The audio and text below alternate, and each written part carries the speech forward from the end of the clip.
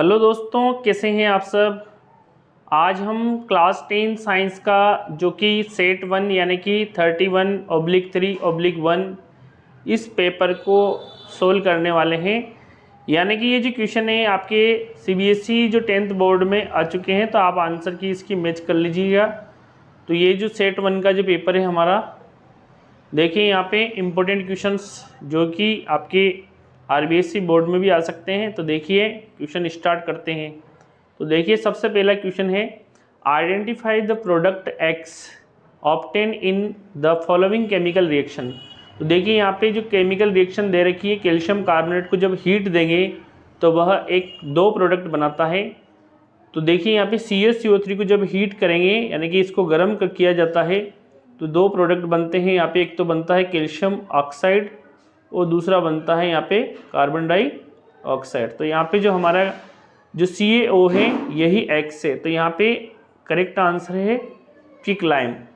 Next question है, select a pair of natural indicator from the following.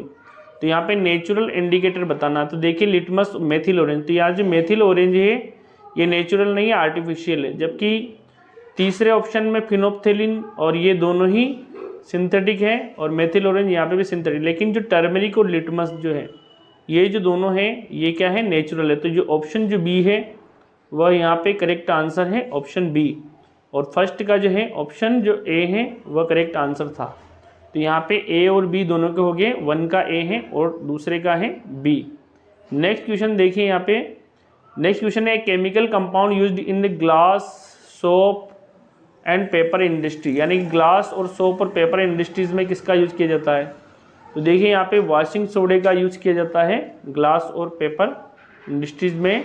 Next देखिए, next question है, the structures formula of the cyclohexane.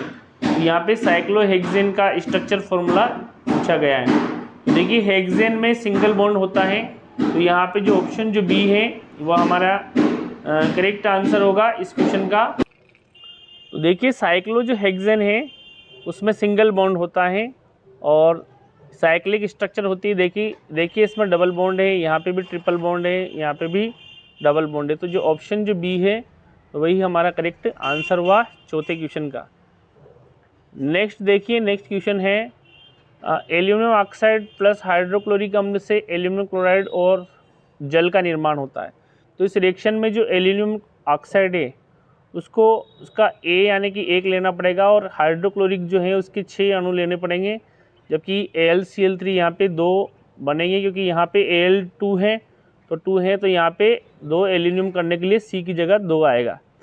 जबकि last में जो है हाइड्रोजन की संख्या यहाँ पे, जब यहाँ अपन 6 HCl लेते हैं तो हाइड्रोजन की संख्या यहाँ पे पीछे प्रोडक्ट में भी 6 करनी पड़ेगी, तो यहाँ पे 3 H2O आएगा, तब जाके हाइड्रोजन की संख्या। तो यहाँ पे जो करेक्ट ऑप्शन जो है हमारा ऑप्शन ए करेक्ट होगा। नेक्स्ट क्वेश्चन देखिए, which one of the following hydrocarbon is different from the other. तो देखिए यहाँ पे C4H10 दिया हुआ है। C4H10 यानी कि ये जो है एल्केन का फॉर्मूला है, और यहाँ C6H12 है यानी कि C5H12 है, यानी कि यहाँ पे भी ये एल्केन का फॉर्मूला है। C2H6 ये भी एल्केन का है। जबकि C7H14 ये जो है ये एल्किन का फॉर्मूला है। तो ये जो बी ऑप्शन जो है ये हमारा करेक्ट आंसर होगा, क्योंकि ये सबसे अलग है, डिफरेंस है। तो यहाँ पे इसका बी ऑप्शन हो जाएगा, क्योंकि यहाँ पे कार्बन की जो संख्या है 7 है और हाइड्रोजन की जस्ट इससे डबल है। जबकि सभी में जो है हाइड्रोजन की जो संख्या है कार्बन से डबल प्लस 2 है। तो यहाँ पे करेक्ट आंसर हो जाएगा बी, यानी कि जो ऑप्शन जो बी है वह करेक्ट आंसर होगा। जबकि पाँचवें में ए ऑप्शन यानी कि जो करेक्ट था हमारा। नेक्स्ट देखिए, नेक्स्ट क्वेश्चन है हमारा, which one of the following reaction is difference from the remaining 3, यानी कि 3 से अलग कौन सी। तो देखिए यहाँ पे NaCl AgNO3 यहाँ पे डिस्प्लेसमेंट रिएक्शन है, यहाँ पे भी ये भी डिस्प्लेसमेंट है, ये भी डिस्प्लेसमेंट है ये। तो यहाँ पे ये जो रिएक्शन है बी वाली ये एडिशन रिएक्शन, क्योंकि यहाँ पे कैल्शियम ऑक्साइड यानी कि क्विक लाइम वाटर के साथ क्रिया कर रहा है, तो ये जो लाइम वाटर बन रहा है, तो यानी कि जो बी ऑप्शन जो है वो डिफरेंस है अनदर से। नेक्स्ट 8वां क्वेश्चन है हमारा, select from the following plant hormone which promote the cell division, यानी कि कोशिका विभाजन के लिए कौन प्रमोट करता है। तो देखिए जिब्रेलिन, ऑक्सिन एब्सिसिक एसिड ये वृद्धि को कंट्रोल करता है, ऑक्सिन ग्रोथ के लिए है, लेकिन साइटोकाइनिन जो हार्मोन ये सेल डिवीजन को प्रेरित करता है। यानी कि जो ऑप्शन जो डी है वह हमारा करेक्ट आंसर होगा इस क्वेश्चन का। नेक्स्ट देखिए यहाँ पे 9वां क्वेश्चन है part of the flower which attract the insect. तो देखिए जो रंग बिरंगे होते हैं फ्लावर के अंदर तो वो होते हैं पेटल होते हैं, क्या होते हैं पेटल, जबकि जो सेपल जो होते हैं वो हरे होते हैं, ग्रीन होते हैं। तो ये जो रंग बिरंगे होते हैं पेटल्स यही अट्रैक्ट करते हैं इंसेक्ट को और पॉलिनेशन के लिए। तो यहाँ पे जो ऑप्शन जो सी है वह करेक्ट आंसर बैठता है इस पर। नेक्स्ट क्वेश्चन देखिए, नेक्स्ट क्वेश्चन है in an experiment to study independent inheritance of 2 separate traits. तो यहाँ 2 ट्रायड दिए गए, एक तो शेप दिया और एक कलर दिया गया है। Of seed the ratio of different combination F2 generation.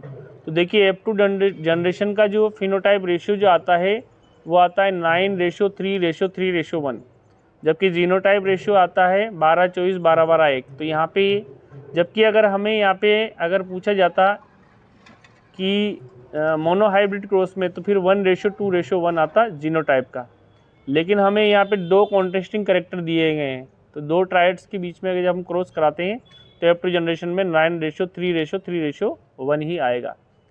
ठीक है, तो यहाँ पे जो ऑप्शन जो सी है वह करेक्ट आंसर होगा इस क्वेश्चन का। नेक्स्ट देखिए वेरी इंपॉर्टेंट क्वेश्चन दिया हुआ, which of the following statement is true about the human heart. Human heart के बारे में तो देखिए यहाँ पे दिया हुआ right atrium received oxygenated blood from the lungs through pulmonary artery. तो यहाँ पे राइट नहीं करता है, लेफ्ट करता है। तो ये जो है ऑप्शन ये गलत है, जबकि लेफ्ट एट्रियम ऑक्सीजनेटेड ब्लड को to the left ventricles which send to the various part of the body. तो ये बात बिल्कुल लेफ्ट एट्रियम ही कलेक्ट करता है, बॉडी तक पहुंचाता है, फिर लेफ्ट वेंट्रिकल में जाने के पश्चात। इसके बाद सी वाला जो है right atrium received deoxygenated blood. तो ये right atrium deoxygenated blood receive करता है, फिर वहाँ से ये बॉडी थ्रो वेना केवा बिल्कुल। तो यहाँ पे जो ऑप्शन जो बी है और सी है ये करेक्ट है। फिर यहाँ पूछा गया नेक्स्ट जो डी दिया हुआ है left atrium transfer oxygenated blood to the aorta which send to the different part of the body.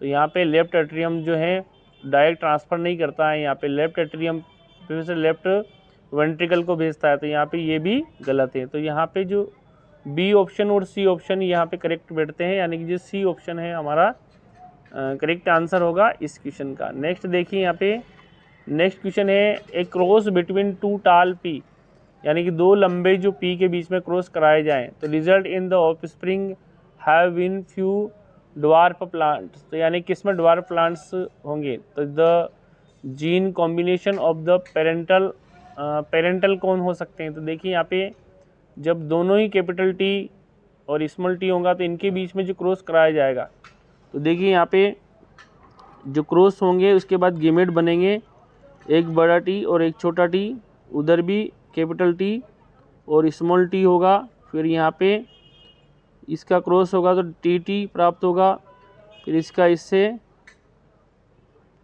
यहाँ पे कैपिटल टी स्मॉल टी, और जब स्मॉल टी का इससे होगा तो यहाँ पे कैपिटल टी स्मॉल टी, और जब स्मॉल टी का स्मॉल टी के साथ होगा तो यहाँ पे ड्वार्फ पौधा प्राप्त होगा। तो यहाँ पे जो ऑप्शन जो ए है वह सटीक बैठता है हमारे इस क्वेश्चन का, क्योंकि ये क्रॉस बिटवीन 2 टाल P plant result in offspring have few dwarf. तो यहाँ पे कुछ ड्वार्फ पौधे भी प्राप्त होते हैं। तो यहाँ देखिए यहाँ पे चौथा जो प्लांट्स है वो जो प्राप्त हो रहा है अपने को स्मॉल टी तो ड्वार्फ प्राप्त हो रहा है, जबकि यहाँ जो 3 जो हैं वो लंबे प्राप्त हो रहे हैं। तो नेक्स्ट देखिए यहाँ पे the phenomena of light involve in the formation of a rainbow in the sky are.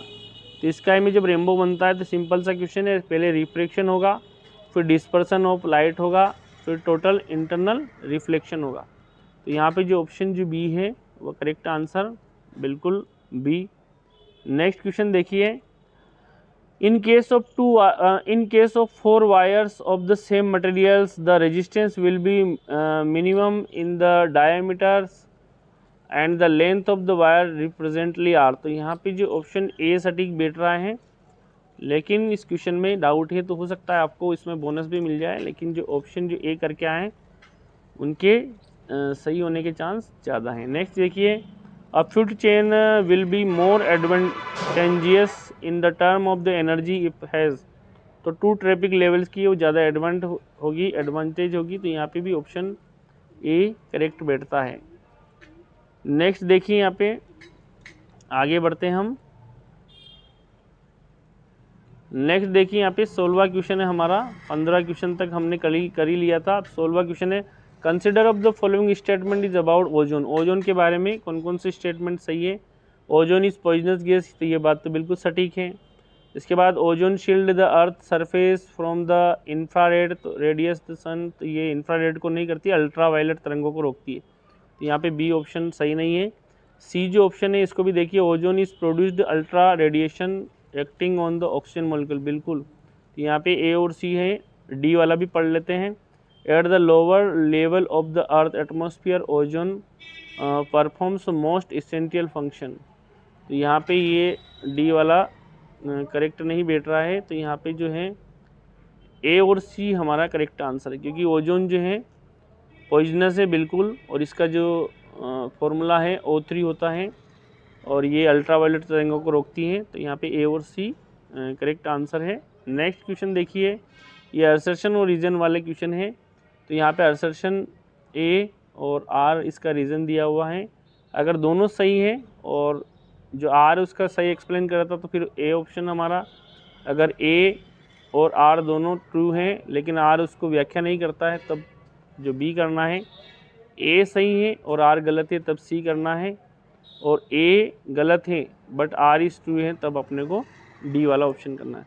तो असर्शन देखिए, a piece of zinc metal get reddish brown coating when kept in the copper sulphate solution for some time, यानी कि zinc की metal को जब हम copper sulphate के solution में डुबोते हैं तो कुछ समय बाद उसमें रेडिश ब्राउन कलर आ जाता है, तो ये बात बिल्कुल करेक्ट है। और copper is more reactive metal than zinc, तो बिल्कुल ये बात भी सही है। सॉरी, यहाँ copper more reactive metal than zinc, copper more reactive नहीं है, ओके। यहाँ पे जिंक मोर रिएक्टिव, कॉपर तो लो रिएक्टिव है। अगर हम बात करें तो copper is the less reactive than zinc, तो यहाँ पे ए तो सही बात बोल रहा है, लेकिन एफ जो है जो आर जो है वो गलत है, तो यहाँ पे हमारा जो ऑप्शन जो सी है, यानी कि A is true but R is false हो जाएगा, तो यानी कि जो सी ऑप्शन है वह हमारा करेक्ट होगा इस क्वेश्चन का। तो सी ऑप्शन यानी कि ए इज़ ट्रू, ए तो सही है बट जो है आर जो है copper is more reactive than metal than zinc, तो कॉपर मोर रिएक्टिव नहीं है, जिंक मोर रिएक्टिव है कॉपर से। नेक्स्ट क्वेश्चन देखिए, नेक्स्ट क्वेश्चन है हमारा असर्शन वाला, offspring produce by the asexual reproduction are genetically similar to the parent, बिल्कुल, यानी कि असेक्सुअल रिप्रोडक्शन से जो ऑफ स्प्रिंग डेवलप होती है, यानी कि नई संतति उत्पन्न होती है, वो आइडेंटिकल होती है, बिल्कुल सही है, यानी कि ये बात तो सही है। अगला है asexual reproduction involve a single parent,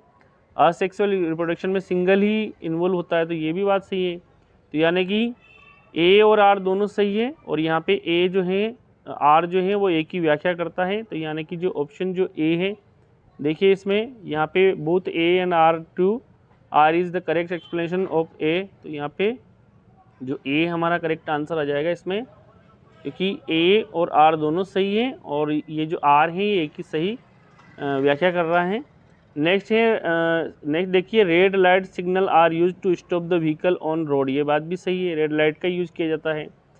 फिर दूसरा दिया, red light is scatter the most so as the vehicle from a large distance, तो यहाँ पे स्केटिंग ज़्यादा नहीं होती है, जो स्केटिंग ज़्यादा होती है वो होती है ब्लू रंग की, तो यहाँ पे red light is the scattering the most so as the vehicle from a large distance, तो यहाँ पे स्केटिंग रेड नहीं करता है, तो यहाँ पे आर जो है वो गलत है, तो यानी कि यहाँ जो ऑप्शन जो सी है वो हमारा करेक्ट आंसर आ जाएगा। क्यों आएगा ऑप्शन सी, क्योंकि A is right but R is wrong, तो यहाँ पे A is right but R is wrong, तो यहाँ पे देखिए A is true but R is false, इसके लिए ऑप्शन सी पर हम लॉक करेंगे। नेक्स्ट क्वेश्चन है, आखिरी क्वेश्चन है यहाँ पे असर्शन रीजन का, the waste we generate daily may be biodegradable और नॉन बायोडिग्रेडेबल, यानी कि हम जो वेस्ट जनरेट करते हैं, हम जो कूड़ा कचरा डालते हैं वो बायोडिग्रेडेबल भी हो सकता है जैसे बायोडिग्रेडेबल में केले के छिलके हैं, फलों के छिलके हैं, सब्जी के छिलके हैं, पेपर हैं। तो और नॉन बायोडिग्रेडेबल में जैसे प्लास्टिक, पॉलीथीन वगैरह हैं। तो ये बात सही है, दोनों तरह के वेस्ट हम जनरेट करते हैं। लेकिन यहाँ पे रीज़न दिया हुआ है the waste generated if not dispose of, यानी कि वेस्ट को डिस्पोज नहीं किया जाए प्रॉपरली तरीके से, मे कोज सीरियस इन्वायरमेंट प्रॉब्लम। तो ये इन्वायरमेंट प्रॉब्लम भी हो सकती है हमारे लिए। तो यहाँ पे दोनों ही बात सही है। और जो है ए है जो इसको, यानी कि ए ऑप्शन हमारा करेक्ट आंसर, यानी कि दोनों ही सही है और आर जो है वो एक ही सही व्याख्या करता है। तो इस तरह से हमने 20 क्वेश्चन जो आपके इसके ऑब्जेक्टिव टाइप के क्वेश्चन देखे, जो कि आपके आंसर की भी है, आप मैच कर सकते हैं इसको। Thank you. आई होप ये जो मेरा जो समझाने का तरीका आपको पसंद आया होगा। जय हिंद, वंदे मातरम।